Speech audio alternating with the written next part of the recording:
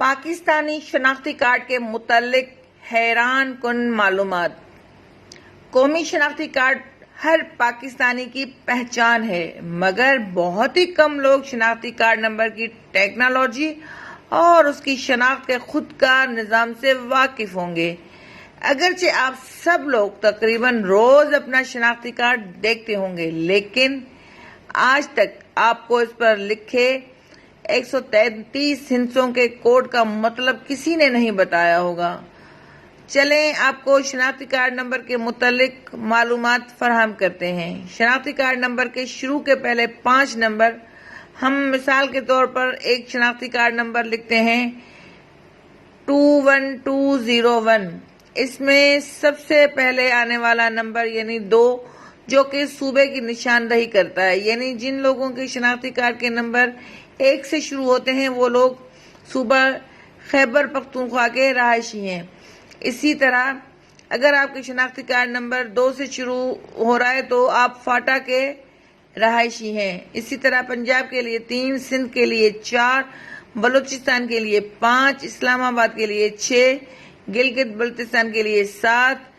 اس 5 ہندسوں کے کوڈ میں دوسرے نمبر پر آنے والا ہندسہ آپ کے ڈویژن کو ظاہر کرتا ہے۔ مثال کے طور پر دیے گئے کوڈ میں دوسرے نمبر پر 5 کا ہندسہ ہے جو کہ مالاکنڈ کو ظاہر کرتا ہے، جبکہ باقی 3 ہندسے آپ کے متعلقہ ضلع، اس ضلع کی متعلقہ تحصیل اور یونین کونسل نمبر کو ظاہر کرتے ہیں۔ درمیان میں لکھا ہوا 7 نمبر پر مشتمل کوڈ 1 2 3 4 5 6 7، یہ درمیانہ کوڈ آپ کے خاندان کے نمبر کو ظاہر کرتا ہے۔ ہر خاندان کے تمام افراد جو ایک دوسرے سے خونی رشتوں کے تحت جڑے ہوتے ہیں، ان سب افراد کا باہمی تعلق کا تعین اس درمیانی کوڈ سے ہوتا ہے۔ اسی کوڈ کے ذریعے کمپیوٹرائزڈ شجرہ یعنی فیملی ٹری تشکیل پاتا ہے۔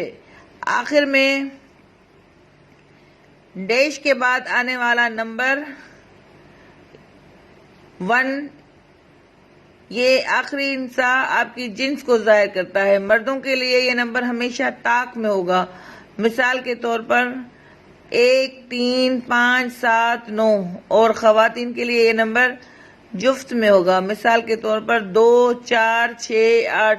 اس طرح نادرا کے خود کار نظام کے تحت ہم سب کا قومی شناختی کارڈ نمبر وجود میں آتا ہے۔